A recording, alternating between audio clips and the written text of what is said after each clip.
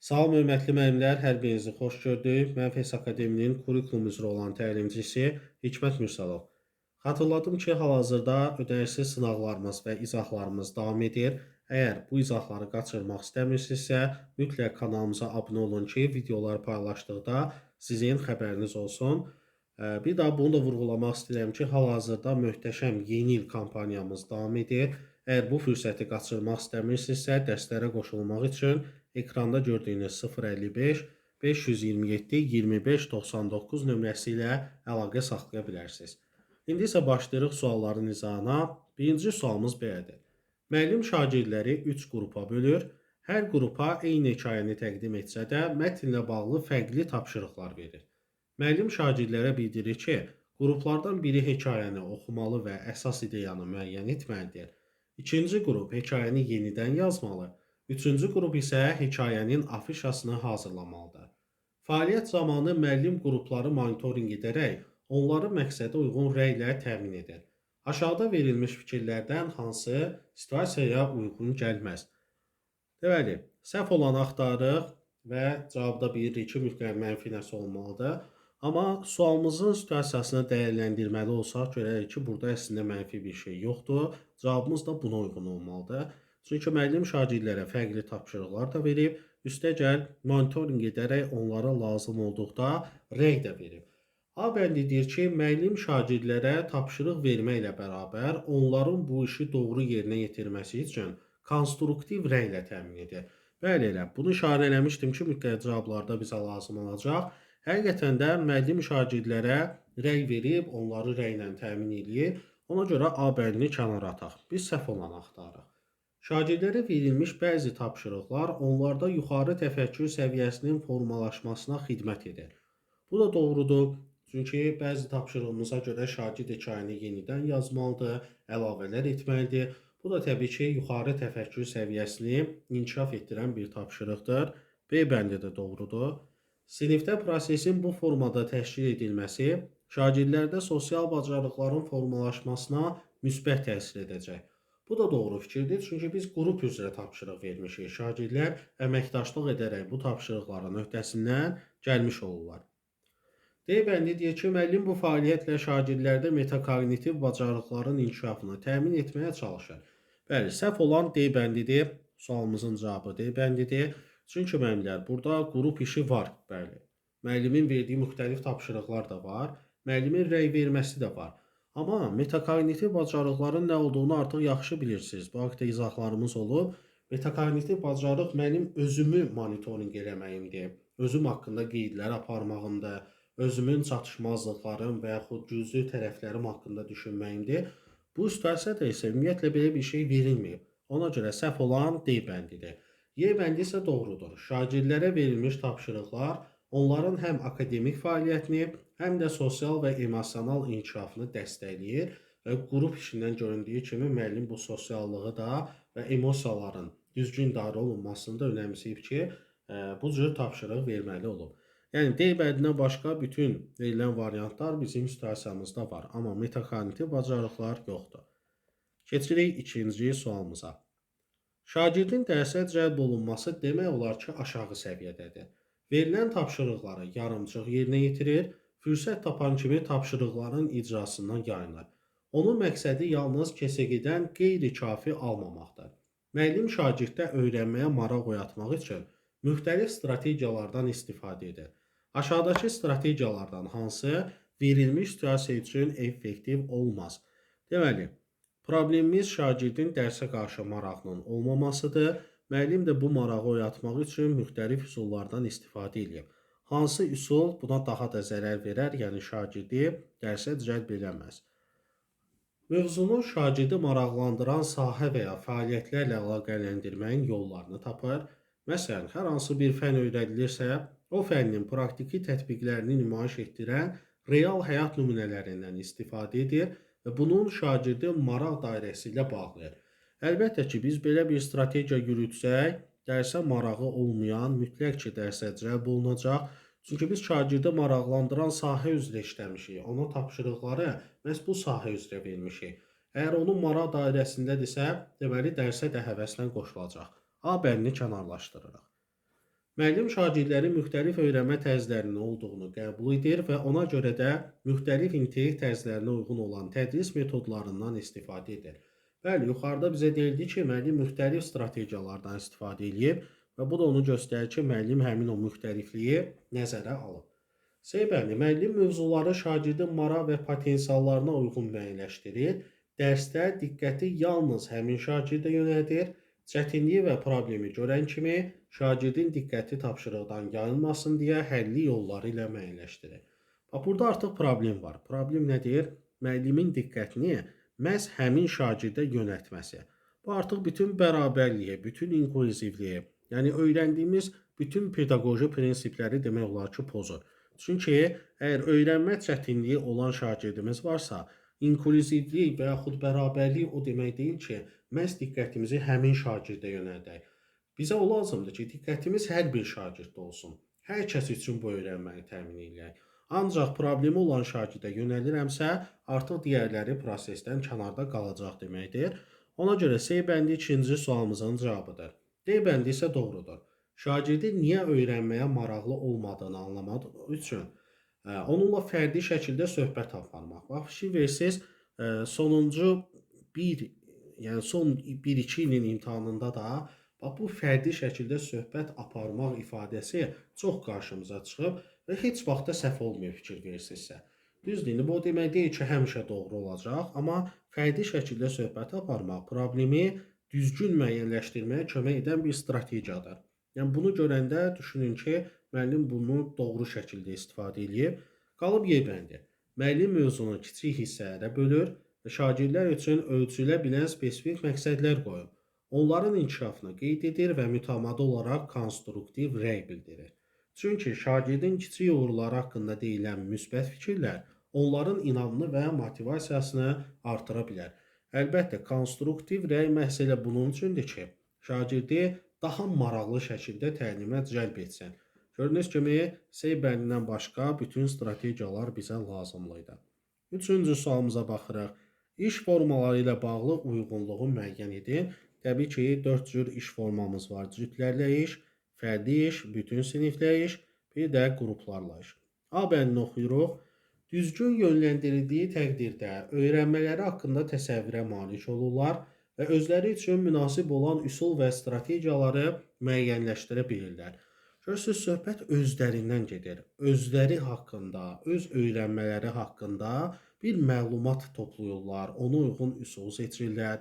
Deməli, burada şagirdin özündən söhbət gedirsə, bu fərdi iş də olacaq ki, tək işləyir, öz tempi ilə işləyir. A-nı yazırıq ikinciyə. A-nı yazdıq bura. Harada 2-də A yoxdursa, onları cavabdan ata bilərik. Baxın, B, C, D və Y bəndləri avtomatik uzaqlaşır, qalır elə A bəndi. A bəndi bizim cavabımız olacaq. B bəndinə də baxaq, şagirdlər arasında fikir ayrılığı yaranır. Bəzi şagirdlər çox, bəziləri isə az işləyə bilirlər. Bu hal sinifdə rəqabətin və konfliktin yaranmasına gətirib çıxarır. Bunun mənfi cəhət kimi biz qrupla işin çatışmazlığı kimi öyrənmişik ki, bəli, qrupla işdə bəzən fikir ayrılığı olur. Bəzi şagirdlər çox işləyir, bəziləri az işləyir. Bu da söz-söhbətə gətirib çıxarır. Ona görə B-ni mütləq 4-cüyə yazırıq. Zəif şagirdlərin güclü yoldaşlardan öyrənməsi, empatiya hissi əlbəttə ki, cütlərlə işdə olacaq ki, biri digərindən öyrənir, biri digərinin yerinə özünü qoyur, onun hisslərini yaşayır. Bu da C cütlərlə işdə olacaq. Qalır axırıncı.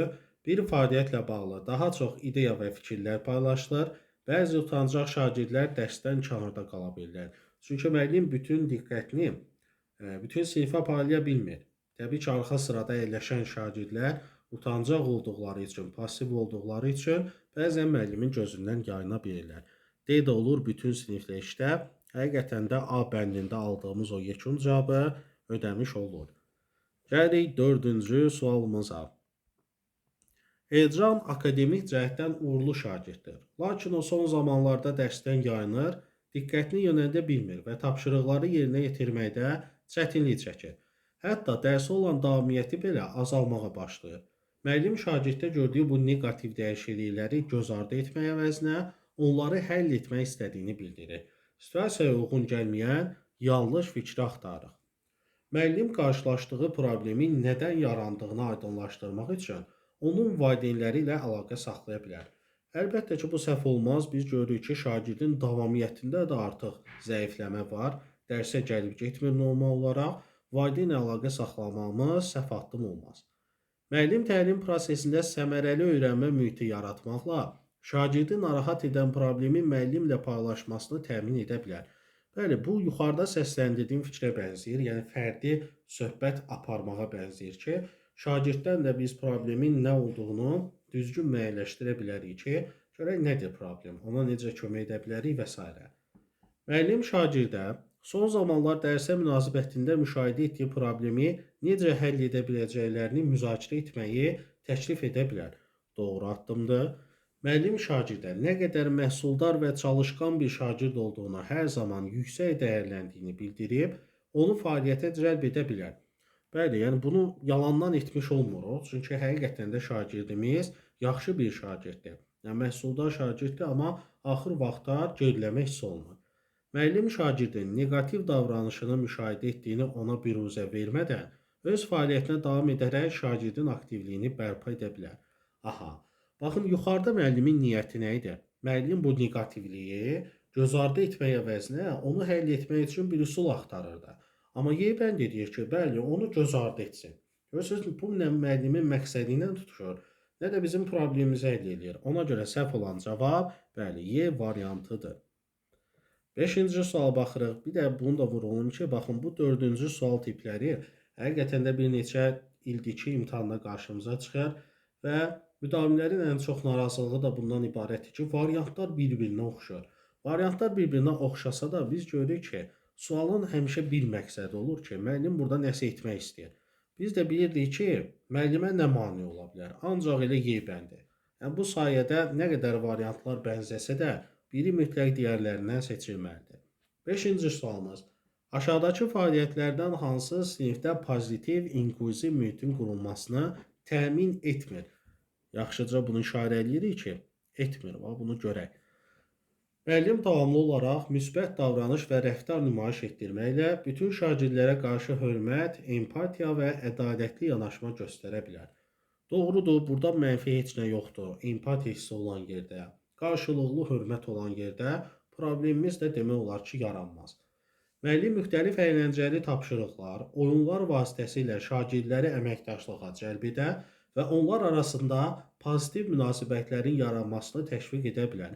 Burada da mənfi heç nə görmürük. Əyləncə olmalıdır, çünki interaktiv təlimdir. Oyunlar olmalıdır, interaktiv oyunlardan söhbət gedir. Əməkdaşlıq olmalıdır və bunlar hamısı qaydasındadır, normaldır. Müəllim şagirdlərin səviyyəsini bərabərləşdirməyi nəzərdə tutaraq və onların akademik cəhətdən inkişafını təmin etmək üçün eyni səviyyəli tapşırıqlar müəyyənləşdirə bilər. Bax, problem elə C bəndindədir müəllimlər. Baxın, təkcə inklüzivlikdə deyil. Demək olar ki, bütün həmin o pedaqoji mövzuların hər birində biz bildirmişik ki, eyni səviyyəli tapşırıq vermək olmaz. Bunun elə başlıca səbəbi odur ki, bütün şagirdlərimiz eyni deyil. Hərəsinin intellekti müxtəlifdir, bilik bacarıq səviyyələri müxtəlifdir. Ona görə biz eyni tapşırıqlar verdikdə bütün bu prinsiplərin hər birini pozmuş oluruq. C bəndini səhv cavab kimi götürürük. D bəndi isə doğrudur. Müəllim sinifdə davranış üçün aydın təlimatlar müəyyənləşdirir. Bu gözləntiləri bütün siniflə açıq şəkildə müzakirə edir və şagirdlərə sinif normalarının yaradılmasında töhfə vermə imkanı yaradır. Bəli, şagird yönümlü bir addımdır. Müəllim şagirdlərə tapşırıqlar, layihələr və müzakirələr üzərində cütlər və qruplar şəklində birlikdə işləmək üçün imkan yaradır. Hər biri interaktiv təlimin əsas təməl qaydalarına uyğun qoyulmuşdur. Amma C bəndi inklüzivliyi də, bərabərliyi də pozan bir şeydir. Eyni səviyyəli tapşırıq verilməz. 6-cı sual baxırıq. Müəllimin hansı fəaliyyəti öyrənmə mühitinin qurulması üçün effektiv yanaşma hesab edilə bilməz? Deməkdir ki, mənfi cavab axtarırıq da biz. Şagirdlərin öyrənməyə olan motivasiyalarını artırmaq üçün onlara daha çox öyrənmə fürsəti, imkanları və təlimi stimullaşdıran praktiki fəaliyyətlər vermək lazımdır. Bunun nəyi pis olar ki? Bunun nəyi səhv olar? Doğrudur da, praktik tapşırıqlar, səmərəli öyrənmə mühiti, təlimi stimullaşdırmaq. Hamısı doğrudur. Əlverişli öyrənmə mühitini təmin etmək üçün sinifdə sinif daxilində müxtəlifliyi, inklüzivliyi dəstəkləyən və bütün şagirdlərin uğur əldə etməsini təşviq edən metodlar müəyyən etmək lazımdır. Bu da doğrudur. Müxtəlifliyi nəzərə alırıqsa, inklüzivliyi dəstəkləyiriksə, heç bir problem ola bilməz. İnklüzivliyin mövcud olduğu sinifdə yalnız şagirdlərdən hansının xüsusi təhsil ehtiyacları və əlilliyi olduğunu bilmək kifayət eləmir. Effektiv təlim üçün müəllim şagirdlərin öyrənmə çətinliklərini və onların dəstəyə ehtiyacı olan tərəflərini müəyyən etməlidir. Bu da doğru fikirdir. Yəni sadəcə problem nədir, onu bilməklə bəs eləmir də. Təbii ki, öyrənmə çətinlikləri də, onları dəstəkləyəcəyimiz üsulları araşdırmalıyıq biz. Yəni bu da doğrudur. Şagirdlərin inkişafı və öyrənməsi üçün edilən səhvlərə düzgün münasibət göstərmək əsas şərtdir. Buna görə də müəllim öyrənmədə edilən səhvlərə anındaca müdaxilələr edib risksiz mühit yaratmalıdır. Bax, problem buradadır. D bəndi səhv cavabdır. Bu düzdür ki, səhvlərə qarşı düzgün münasibət göstərmək lazımdır. Yəni şagird səhv etməkdən qorxmamalıdır. Şagird başa düşməlidir ki, səhvlə öyrənirik. Səhvlər etməliyik ki, biz onların üzərində keyfiyyətli iş görə bilək. Amma burada səhv olan nədir? Müəllimin anındaca səhvlərə müdaxilələr etməsi və yaxud səhvi özü düzəltməsi bu artıq problemdir. Biz şagirdə araşdırmaq üçün, səhvini düzəltmək üçün vaxt verməliyik, istiqamət verməliyik. Yəni anındaca müdaxilə düzgün bir şey deyil. Hətta belə bir pedaqoji üsul da keçmişik ki, əgər şagird bizim sualımıza səhv cavab verirsə, biz yenə də onun sonuna qədər dinləməliyik ki, şagirdin nə düşündüyünü ortaya çıxara bilək. Səhv danışırsa belə biz onun səhvini daha sonra bildirə bilərik. Yəni anındaca sözünü kəsmək, anındaca müdaxilə eləmək səhv addım olar. Qalır Y bəndi, müəllim bütün şagirdlər üçün eyni tip tapşırıqlar hazırlamaq əvəzinə onlara müxtəlif seçimlər təklif edə bilər. Bax, bu doğrudur da, eyni verməkdənsə müxtəlifliyi qoruyursan. Yəni D bəndindən başqa bütün cavablarımız doğruydu. D bəndində anındaca müdaxilə etmə ifadəsi səhv idi. 7-ci sualımız isə belədir. Müəllim yeni mövzunu izah etməzdən öncə mövzuya uyğun lövhəyə müəyyən sxemlər çəkərək şagirdlərin diqqətini cəlb etməyə çalışır. Daha sonra bildirir ki, sxemdə qeyd edilən sözləri təsvir edin. Şagirdlər bu üsulla sözləri daha yaxşı öyrənə bilirlər. Verilmiş situasiyada şagirdlərdə hansı düşünmə növünün inkişaf etdiyini müəyyən edin. Müəllimlər çətin deyil, biz fikirləşirik ki, əgər bu öyrənmə şagirdin diqqətini cəlb edibsə, bu öyrənmədə nələr var? Sxemlər var, daha sonra sözləri təsvir etmək var. Yəni vizuallıqdan söhbət gedir də. Məntiqi, ümumiyyətlə təfəkkürün növlərində biz sizlə düşünmə formalarından danışdıq və vizual olanı qeyri-verbaldan eyni tutduq. Bu cavab olmalıdır B bəndində. Çünki qeyri-verbal, verbal olmayan bir şey varsa o da görüntülü deməkdir, vizual deməkdir. Cədvəl də, sxem də, diaqram da, şəkil də vizual materiallar olduğuna görə şagirdlərdə qeyri-verbal düşünmə inkişaf edib ki, onlar dərslərini bu cür daha yaxşı başa düşə biliblər. Gəlirik 8-ci sualımıza. İş üsulları ilə bağlı uyğunluğu düzgün müəyyən edin. Söz ehtiyatını məqsədə uyğun şəkildə artırmaq üçün istifadə edilən iş vərəqi Singvein verilib. Müəllimlər, Singvein iş vərəqi deyil. Bilirsiniz ki, Singvein haqqında əgər bir fikir yazılacaqsa, mütləq orada deyilərdi ki, bir mətnin, hekayənin, əsərin əsas ideyasını bildirmək üçündür. Və bunun ən böyük məqsədi budur. Söz ehtiyatımızı artırmaq üçün iş vərəqi, məsələn, bu Fryer modeli ola bilərdi. Ona görə A bəndini kənarlaşdırırıq ki, bu düzgün deyil. B bəndi, şagirdlərə əşya, hadisə və anlayışları müqayisə etmək, onların oxşar və fərqli cəhətlərini müəyyənləşdirmək üçün, bax, bunların hamısını açar söz kimi sizə mən danışmışam. Oxşar fərqlilik, müqayisə, bu sadəcə Venn diaqramında var. Amma burada auksion yazılıb. Auksion əşyaların xüsusiyyətlərini tapmaq və sadalamaq üsuludur. Şagirdləri sürətli düşünməyə, assosiasiya yaratmağa, hər hansı bir mövzunun xüsusiyyətlərini tapmağa xidmət edir. Bəli, sürətli düşünmək buradadır da, auksionda. Bax, yuxarıda auksion demişdik ya.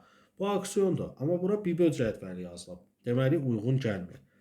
Şagirdlərə problemli situasiyalar və suallar verilərək bu vəziyyətdən çıxmaq üçün düşünmələri tələb olunur.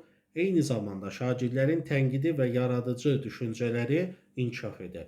Bəli, bu isə doğrudur. Beyin həmləsində bu sadalanların hamısı var demək olar ki. Həqiqətən də beyin həmləsi edəndə bir problem irəli sürürsən, sual verirsən, şagirdlərdən təklif irəli sürməsini istəyirsən. Belə bir üsul olduğu üçün həm yaradıcı fikirlər olur, yaradıcı təfəkkürü inkişaf etdirir, həm də müzakirə gedir deyə tənqidi təfəkkür də burada var. D bəndi doğrudur, Y bəndi isə səhvdir.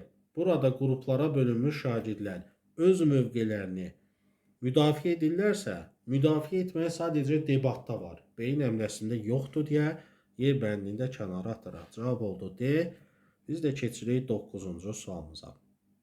Müəllim şagirdlərə mövzunu izah etdikdən sonra onların mövzu haqqında nəyi bilib bilmədiklərini üzə çıxarmaq üçün onları heterogen qruplara ayırır və bir-birlərinə qarşılıqlı sual vermələrini təşviq edir. Hər bir şagird kiçik komandalarda fəal iştirakını təmin edən müəllim prosesin sonuna doğru şagirdlərin əldə etdiklərini onlarla birgə müzakirə edir. Verilmiş situasiyada müəllimin fəaliyyəti haqqında doğru olan fikri müəyyən edir. Düzdür, cavablara baxmamış biz tam dəqiq bilmərik, amma yenə də bizə verilən nədir, onu yaxşı təhlil edə bilərik. Bax, əgər biz müəllimin fəaliyyəti haqqında doğru olan fikri axtarırıqsa, müəllimin fəaliyyətini bir burada monitorinq eləyək, bir incələyək görək ki, müəllim nə edir? Müəllim şagirdlərin nəyi bilib bilmədiklərini üzə çıxarmaq istəyir. Heterogen qruplara ayırıb, eyni qruplara ayırmayıb ki, düzdür, heterogen, qarışıq qrupdur da. Şagirdlərin sual vermələrini təşviq edib, kiçik komandalarda onlara işlər verib, üstəgəl də müzakirə də yaradıb. Yəni, müəllimin burada bir mənfisi yoxdur. Müəllim düzgün üsullardan istifadə edib. Müəllimin səhvi yoxdursa, biz artıq arxain olaraq buradan doğru bir cavab tapa bilərik. Baxın, A bəndi deyir ki, müəllim dərs zamanı 3-2-1 strategiyasından istifadə etməklə şagirdlərin mövzu ilə bağlı maraq oyatma hissini təkmilləşdirir. Müəllimlər, düz deyə biz dedik ki, müəllim şagirdlərin nəyi bilib bilmədiyini ortaya çıxarmaq istəyir. Amma 3-2-1 üsulundan söhbət getmədi axı. Orada müzakirə yaratdı, bir-birlərinə suallar verdilər. Amma 3-2-1-də demək olar ki, yazılı aparılır və burada şagird öyrəndiyi 3 yeni məlumatı, 2 ədəd ona maraqlı gələn məqamı, bir ədəd də onun başa düşmədiyi, ona qaranlıq qalan məqamı qeyd edir. Yəni, dəqiq bir sübut yoxdur ki, müəllim 3-2-1-dən istifadə edir. Yoxdursa, mən bunu götürə də bilmirəm. Müəllim dərs prosesini bu cür təşkil etməklə məqsədi şagirdlər arasında olan konflikti həll etmək, onların empatiya bacarıqlarını inkişaf etdirməkdir. Bəlkə də empatiya bacarıqlarını inkişaf etdirmək istəyir, amma sinifdə konflikt var deyə burada bir sözə biz rast gəlmədik axı. Yəni, məqsədimiz konflikt deyil, məqsədimiz nəyi bilib bilmədiklərini üzə çıxarmaqdır. Ona görə konflikt falan var deyə biz B bəndini götürmürük. Müəllim müxtəlif öyrənmə tərzinə malik şagirdləri müxtəlif qruplara ayıraraq, onların hər birinin mövzunu anlama səviyyəsini müəyyən edərək refleksiyanı təmin edir. Bəli, yuxarıda yazılanlar elə C bəndi ilə eyni şeylərdir. Müəllim burada yazılanları eləyib də, onlara müxtəlif tapşırıqlar verib deyə, müxtəlif öyrənmə tərzinə malik şagirdləri müxtəlif qruplara da ayırıb. Bax, heterogen qrup bu deməkdir. Üstəgəl, şagirdin nəyi bilib bilmədiyini üzə çıxarmaq, bəli, refleksiya etməkdir. Onu da müzakirə ilə aparır. Bəli, C bəndi düppədüzdür. Yuxarıda yazılan situasiya ilə C bəndində izah olunur ki, müəllim nə iş görüb. Amma D bəndi fəaliyyətdən aydın olur ki, müəllim buzqıran strategiyaları həyata keçirir. Yox, buzqıranlar bu cür aparılmır axı. Müəllim sinifdə nizam-intizam qaydalarını tətbiq etmək üçün şagirdləri qrup fəaliyyətinə cəlb edir. Xeyr, bizim məqsədimizdə burada nizam-intizam yazılmamışdır. Bir ifadə var, deyir, niyyətin hara, mənzilin də ora. Bizim niyyətimiz nə idi? Yuxarıda sadaladıqda hətta işarə elədik. Mənzilimiz də C bəndində bilinib ki, biz bunu bacardıq da, bunu elədik, refleksiya elədik. Bu qədər. Bu oldu 9-cu sualımız. 10-cu suala baxırıq. Müəllim şagirdlərin düşüncə bacarıqlarını və perspektivlərini ortaya çıxarmaq üçün onlara provokativ tipli suallar ünvanlayır. Hələ də cəmiyyətdə erkən nikahlar baş verir və bu səbəbdən gənc qızlar təhsildən uzaqlaşdırırlar. Ailədə bunun səbəbini nədə görürsünüz? Hansı yollar təklif edə bilərsiniz? Bax, müzakirə mövzumuz budur. Şagirdlərin hər biri şəxsi ifadə tərzlərini ortaya qoyaraq, Həlli istiqamətində fikirlər səsləndirilir. Verilmiş situasiyada müəllim hansı üsulu reallaşdırmış olur? Müəllimlər, bir provokativ, mübahisəli sual, daha sonra bir problemli situasiya, açıq tipli sual. Biz bunları şagirdlərə təqdim edib, onlardan fikirlər alırıqsa, biz əslində əqli hücum etmiş oluruq. Yəni beyin həmləsi tətbiq eləmiş oluruq. Bu üsulu da yaxşı tanıyırsınız. Beyin həmləsi B variantında verildiyinə görə cavabımız budur. İstəsəz əmin olmaq üçün çıxdaş deyin. Bax, debat nədir? Debatda qarşı durma var da. Amma burada qarşı durma yoxdur. Sinkvein bir cədvəldir, bir piramidanın içərisində biz böyük bir mətnin əsas ideyasını çıxarırıq. Müzakirə xəritəsi qarşılıqlı fikir mübadiləsidir, amma burada qarşılıqlı deyil. Sokrat dialoqudakı sual-cavab texnikasıdır. Burada sualdan sual çıxarılmayıb, belə bir sual ətrafında fikirlər toplanılıb deyə fikir toplamaq üçün bir üsulumuz var, bu da beyin həmləsidir. Gəlirik 11-ci sualımıza. Verilmiş fikirlər arasında hansı üsulun xüsusiyyəti yoxdur? Aha, bəzi fikirlər verilib. Biz bunları çıxdaş eləyək. Axıra bir dənə üsulumuz qalacaq ki, onun haqqında heç nə yazılmayıb. Layihə 3 istiqamətdən izah edilir. Niyə, necə və nədir suallarının cavabı tapılır.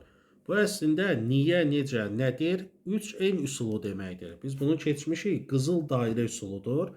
Deməli, C-bərini ata bilərik. Qızıl dairə haqqında burada bir fikir var. 2-də deyir ki, müəllim əsərin başlanğıc hissəsini təqdim edir. Şagirdlər isə məzmunun gələcək inkişafına və ehtimallarını irəli sürürlər. Yəni, proqnozlaşdırırlar. Belə bir üsul da keçmişik ki, daha çox dil və ədəbiyyat dərslərində aparılır. Proqnozlaşdırmanı D bəndindən atıram. 3-də müəllim sual-cavab təşkil edir. Şagirdlər isə prosesi mərhələli suallar vasitəsilə daha da optimallaşdırırlar. Sual-cavab texnikası kimi biz sizlə Sokrat dialoqu keçmişik müəllimlər. Və mərhələli suallar görürsünüz, bu Sokrat dialoqunun olduğunu izah edir bizə. B bəndində kənara atırıq. Müəllim mətni bir neçə alt hissələrə bölür və verilmiş hissələrin təhlil edilməsini tələb edir. Nəticədə hər şagird bir hissənin ekspertinə çevrilir. Mətni analiz edəcəyimiz, təhlil edəcəyimiz bir üsul var, o da ziqzaq üsuludur ki, qruplarla bunu eləyirik. Qalır 5-də layihənin həlli üçün ideyaların qruplaşdırılması və məzmunun strukturunun qurulması üçün əsas fikrin müəyyən edilməsi. Bu da anlayışın çıxarılmasına uyğun olmadığı üçün A bəndi boş qalır, yəni bu 5 fikrin heç biri anlayışın çıxarılmasına aid deyildi. Əgər ona aid bir şey yazılsaydı, belə yazılardı ki, öyrədilən anlayışların nə dərəcədə başa düşülməsini ölçür, anlama səviyyələrini ölçürük, öyrəndikləri arasında necə əlaqə yaradırlar, şagirdlər üçün bunu ölçmüş oluruq və s. Belə fikirlər yazıla bilərdi. 12. Tədris prosesinin effektiv planlaşdırılması ilə bağlı yanlış olanı müəyyən edin, səhv olanı axtarın. Dərsin planlaşdırılması müəllimlərə şagirdlərin müxtəlif ehtiyaclarına və qabiliyyətlərini nəzərə almağa imkan verir. Əvvəlcədən planlama etməklə müəllim bütün şagirdlərə uyğun strategiyalar hazırlaya bilər. A bəndi doğrudur. Bilirsiniz ki, planlama mövzusunda biz danışdıq ki, hətta bizim gündəlik planlamamızda şagirdlər üçün diferensiyanın təmin olunması bizim planımıza aid idi. Müxtəlifliyi orada təmin etməyə çalışırdıq. Ona görə A bəndini kənara atdıq. Dərsi effektiv planlaşdırmaq müəllimlərə materialı səmərəli çatdırmaq imkanı verir. Bu həm də onlara dərs zamanı yarana biləcək gözlənilməz çətinliklərin öhdəsindən gəlməyə hazır olmağa kömək edir. Bəli, bunu da danışmışıq ki, müəllimin B planı deyilən bir şey var ki, müəllim həmişə eyni strategiya ilə dərs keçmir. Əgər problem varsa, biz bu problemə görə dərsimizi başqa metodla keçə bilərik. Bu da doğrudur. Dərsin gündəlik planlaşması müəllimə dərsdə keçəcəyi mövzunu dəqiq müəyyənləşdirməyə, həmçinin dərs prosesində şagirdlər arasında yaranan konfliktlərin həll olunmasına istiqamət verir. Baxın, konfliktlə planlama əslində o qədər də üst-üstə düşən bir şey deyil. Biz planlamanın nə üçün aparıldığını izah edəndə müəyyən səbəblər açıqladıq, amma bunlardan heç biri konflikt həll etmək üçün deyildi. Bunun üçün, yəni, açığı desək, bir plan da ehtiyac yoxdur. Çünki əvvəlcədən bizim prosedurlarımız olur, qaydalarımız olur, gözləntilərimiz olur. Yəni, bunun üçün gündəlik planlama lazım deyil. C bəndi səhvdir. Dərsin planlaşdırılması müəllimlərə dərs üçün mövcud vaxtı səmərəli idarə etməyə kömək edir. O, hər bir fəaliyyət üçün adekvat vaxtın ayrılmasını və dərsin ayrılmış vaxt ərzində bütün lazımi materialı əldə etməsini təmin edir. Bu da doğrudur. Əgər planla iş görürüksə, vaxtımıza qənaət edirik deməkdir. Burada artıq vaxt itkisi olmur. Effektiv planlaşdırılmış dərs müəllimlərə məzmunu və fəaliyyətləri məntiqi və ardıcıl şəkildə təşkil etməyə kömək edir. Bu dərsin rəvan keçməsinə və şagirdlərin materialı daha yaxşı başa düşməsinə kömək edir. Hamısı düppədüzdür, hamısı planlamanın müsbət cəhətlərindən danışarkən Seybəndi bizə demək istəyirdi ki, gündəlik planında konflikt həll eləməyi də sən orada nəzərə almalısan, amma bu belə deyil. Yəni, hər dərs konflikt olacaq deyə də bir şey yoxdur axı. 13-cü sual baxırıq. Aşağıda verilmiş hansı variantda konvergent və divergent düşüncələrin fərqi daha düzgün əks edilib? İndi tez cavablara qaçmaqdansa gəlin birinci yadımıza salaq. Konvergent və divergentin fərqi odur ki, konvergent standartdır, şablonları üstün tutur, amma divergent həmişə yenilikçidir. O həmişə ideya axtarışındadır. Əsasən bunu bilsək düzgün cavabda götürə bilərik. A bəndi deyir ki, konvergent düşüncə tərzinə malik insanlar çox vaxt müstəqil düşünmə, maraq və risk etməyə meyilli olduğu təqdirdə, divergentlər isə problemin həllinə uzun zaman ayırmadan sınanmış bir yolla onu aradan qaldırmağa meyil göstərirlər. Amma tamamilə tərsinədir. Əgər konvergent müstəqil düşünüb, maraq, risk etməyə meyilli idisə, onda divergentdən heç bir fərqi olmazdı axı. Üstəlik burada deyir ki, divergent sınanmış yollarla, yəni şablonlarla hərəkət edir, tamamilə tərsinədir. B bəndi, divergent düşüncə müxtəlif variantlardan məqsədə uyğun olan yalnız bir ideyanı seçir. Bu da səhv deməmlər. Biz demişik ki, divergent toplayaraq seçir ideyaları, sayını artırır, ən yaxşısını tapana qədər. Amma konvergent həmişə əlində olana qane olur. Bəli, onların arasına birini seçib götürə bilər. Ona görə B bəndində biz uzaqlaşdırırıq ki, burada yazılır ki, yalnız bir ideyanı seçir. Bu konvergentə məxsusdur. C bəndi deyir ki, konvergent təfəkkür başqaları tərəfindən sınanmış və məntiqi addımları izləməklə istənilən problemin vahid həll yolunu tapa bilir. Düzdür də, konvergent şablonlara qaçır, bir suala bir cavab axtarır, artığı ilə özünü yormur. Divergentlər isə problemin ən səmərəli yolunu tapmaq əvəzinə sonsuz sayda həll yolu araşdırırlar. Görürsünüz, onlara bir və yaxud iki cavab bəs eləmir. Onlar həmişə alternativ axtarışındadılar. Bax, C bəndi doğrudur. C-ni cavab kimi götürdük. Divergent düşüncə strukturlaşdırılmış ideyaları əhatə edir, qəbul edilmiş, mövcud olan metodlardan istifadə edir, səhvdir. Çünki müəllimlər, divergent dedik ki, həmişə axtarışdadır, konvergentdir bunu eləyən. Mövcud olan üsullardan istifadə eləmək budur. Konvergent düşünən insan mövcud biliyi sadəcə təkrarlamır. Əksinə ondan yeni fikir çıxarır. Bu da səhvdir. Yeni fikir divergentdə var müəllimlər. Konvergentdə yenilik yoxdur. Yenilik nə varsa hamısı divergentdədir.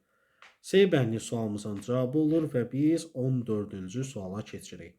Bəli, məşhur qiymətləndirmə mövzusu. Qiymətləndirmə ilə bağlı uyğunluğu düzgün müəyyən edin. 3 ədəd summativ, diaqnostik və formativ məktəb daxili qiymətləndirmələr bizə verilib.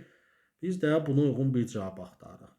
Baxın, A-da deyək ki, bu qiymətləndirmə müəllimin şagirdlər haqqında ətraflı informasiya əldə etməsinə, onları öz yoldaşları ilə müqayisədə təlim nailiyyətlərinə görə hansı səviyyədə olmasını üzə çıxarmasına və diferensial yanaşmanı həyata keçirməsinə səbəb olur.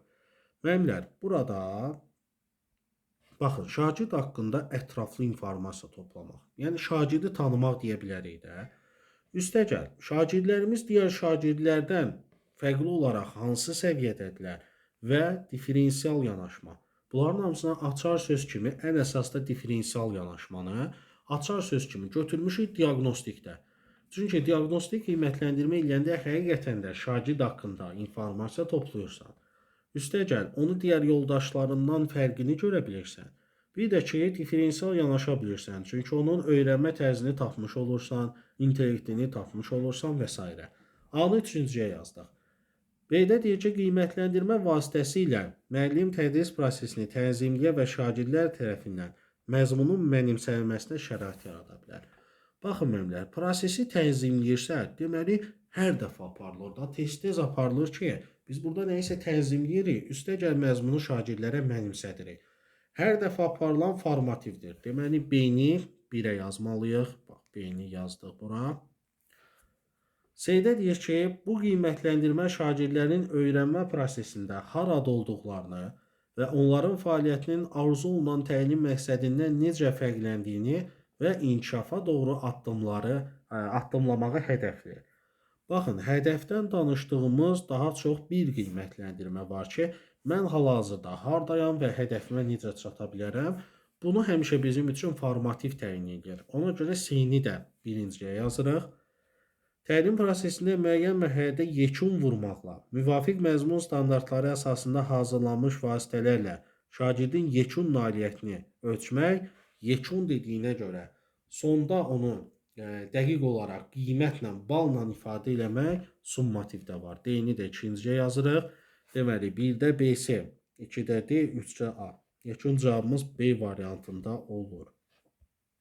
Bax belə, yəni bəzi sözlərə diqqət eləməklə siz bunu tapa bilirsiniz.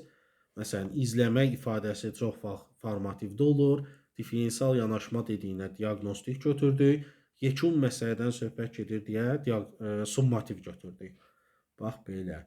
15-ci sualımız. Müəllim riyaziyyat dərsində şagirdlərə təlimlər üzərində fərdi iş tapşırığı verir. Bunu işarə eləyirəm. Düzdür, hələ dəqiq deyil, amma bilirəm ki, bu bizə lazım olacaq aşağıda. Fəaliyyət zamanı bildirir ki, tapşırığı bitirdikdən sonra səhv etdiyiniz məqamları və onların səbəblərini öz dəftərinizdə qısa şəkildə qeyd edin. Aha, bunu da işarə edirəm. Çünki insanın öz səhvlərini qeyd eləməsi, onu düzəltməyə çalışması bizə tanış gələn bir prosesdir. Murad tənliyi yenidən nəzərdən keçirir və dəftərə qeyd edir ki, mən misalın əvvəlki nümunəyə bənzədiyini zənn etdim. Elə bu səbəbdən cavabının mənfi çıxacağını düşünmədim. Amma indi başa düşdüm ki, tənlikdə əmsallar eyni olmur hər dəfə. Mən çox vaxt oxşar misallarda səhv qərar verirəm. Gələn dəfə misalın şərtini aydın təhlil edəcəm. Yəni bu şagird fərdi işlədib, öz tempi ilə öz səhvini tapdı, onları qeyd elədi və onları düzəltməyə çalışdı. Bu metakognitivlik deməkdir. Ona görə biliyin növü cəhətdən baxsaq, B-ni, C-ni və Y-ni cavabdan atmalıyıq. Metakognitiv bilidir çünki. Amma birində tənqidi təfəkkür yazılıb, birində produktiv yazılıb. Bilirik ki, öz səhvini düzəltməyə çalışan insan, səhvini düzəldən, ümumiyyətlə səhvə yol verə biləcəyini qəbul edən insan tənqidi təfəkkürlüdür. A bənnini götürürük, yekun cavabımız doğru çıxır. 16-cı sual. Nuranə müəllim tarix dərsində şagirdlərdən 17-ci əsrdə Səfəvi şahı 1-ci Abbasın dövründə baş vermiş əsas islahatların mahiyyəti haqqında danışmaq istəyir. O sinifdə hərbi islahatların keçirilməsi barədə fərqli fikirlər səslənəndə şagirdlərin söhbətini dayandıraraq söyləyir ki, hal-hazırda məqsədimiz başqa yanaşmalara diqqət yetirmək deyil, hər kəsin eyni şəkildə əldə edəcəkləri biliklərin dəqiqləşdirilməsidir. Verilmiş situasiyada müəllimin məqsədi ilə bağlı doğru fikri müəyyən edin. Müəllimlər, biz əgər burada diqqət eləsək, müəllim deyir ki, filan əsərdə, filan kəs, yəni qısaldaraq desək, islahatlar aparıb. Və burada fərqli fikirlər ortaya çıxanda müəllim deyib ki, yox, başqa yanaşmalara yönəlməyin. Başqa yanaşmalara yönəlməyin. Hər kəsin eyni şəkildə əldə edəcəkləri bilikləri dəqiqləşdirir. Yəni, hər kəsin eyni şəkildə əldə edəcəyi bilik nə deməkdir? Faktlardır da, yəni faktoloji biliklərimizdir ki, hansı islahatlar baş verib? Qısa-qısa elə islahatların özünü sadalayaq. Yəni, əzbərçiliyə yönələn bir tapşırıqdır. Bunu istəyirsiniz, çünki fərqli fikirlərin səslənməsini istəməyib. Bizdən, məsələn də bunu təhlil eləməyimizi, dəyərləndirməyimizi və yaxud yaradıcı fikir, bunların heç birini istəməyib. Ona görə A bəndinə baxsaq, müəllim şagirdlərin əsas fikir müəyyən etmə və əsaslandırma bacarıqlarını hədəfləyib. Müəllim bizdən əsaslandırma istəmədi, gördünüz? Ona görə A bəndini kənara atıraq. Müəllim şagirdlərin əldə etdiyi fakt və hadisələr arasında əlaqələrin qurulmasını təmin edir. Fakt və hadisələr arasında əlaqəni də istəmədi bizdən. Sadəcə bu hadisələrin özünü sadalamaq istədi. Müəllim şagirdlərin əldə etdiyi biliklərin praktiki bacarıqları, burada praktikalıq heç bir şey yox idi, sehni də atırıq. Müəllim şagirdlərdə o dövrdə baş vermiş hadisələrə qarşı müxtəlif nöqteyi nəzərdən yanaşmağı əksinə istəməmişdi, ona görə D-ni də atırıq. Müəllim şagirdlərinin elmdə qəbul olunmuş əsas tarixi faktları dəqiq xatırlamasını hədəfləyir. Bəli, faktoloji dediyimiz tarixi faktlar. Çünki yuxarıda da dedi, hər kəsin eyni şəkildə əldə edəcəyi biliklər. Bu xatırlamaqdır, bu faktoloji məlumatdır. Və yuxarıda bizə deyir ki, fərqli fikirlər istəmirik. Nədirsə o, əzbərçiliyimizə yönəldiyinə görə cavabımız olur Y variantı. 17. Azərbaycan dili dərsində müəllim təbiətin bizə bəxş etdiyi nemətlər adlı mətn təqdim edir və onları prosesə cəlb etmək üçün mətnlə bağlı fikir səsləndirir. Fikir belədir. Təbiət bizə hava, su, günəş və torpaq kimi həyati nemətlər bəxş edir. Daha sonra şagirdlərə tapşırır ki, bu fikrə əsasən nümunələr gətirin. Şagirdlər də deyir ki, əgər insanlar bu nemətlərdən düzgün istifadə etməsələr, təbiətdə canlıların həyatı təhlükə altına düşə bilər. Təbiəti qorumaq həm insanın özünə, həm də gələcək nəsillərə qarşı məsuliyyətdir. Belə bir fikir səsləndirirlər. Verilmiş situasiyada şagirdin mətnə əsasən insan və təbiət arasındakı qurduğu analogiya biliyin hansı növünə uyğun gələr? Ümumiyyətlə müəllimlər, baxın, fikir varsa, fikri açıqlamaq, onu izah etmək, nəyinsə səbəbindən danışmaq, mahiyyəti, faydası, bunlar hamısı bizim konseptual bilimimizdir. Çünki burada bir şeydən söhbət getmir ki, biz bunu faktoloji götürək. Fikir verirsiniz, nə qədər anlayış arasında əlaqə qurub, ümumiyyətlə inteqrasiya qurmaq, əlaqə yaratmaq yalnız konseptual bilikdədir. Ona görə C bəndini götürürsünüz, cavabımız da doğru çıxır. Gəldik 18-ci suala. Nigar müəllim dərsdə mövzu ilə bağlı şagirdlərə müxtəlif şəkillər təqdim edir və soruşur ki, şəkilə baxdığınız zaman hansı oxşar və fərqli cəhətləri görürsünüz? Müəllim qruplar təşkil edir, şagirdlər fikir mübadiləsi apararaq oxşar və fərqli cəhətləri qeyd edirlər. Daha sonra müəllim onlardan müəyyən etdikləri əlamətlərə əsaslanaraq şəkillərin mənasını təsnif etməyi tapşırır.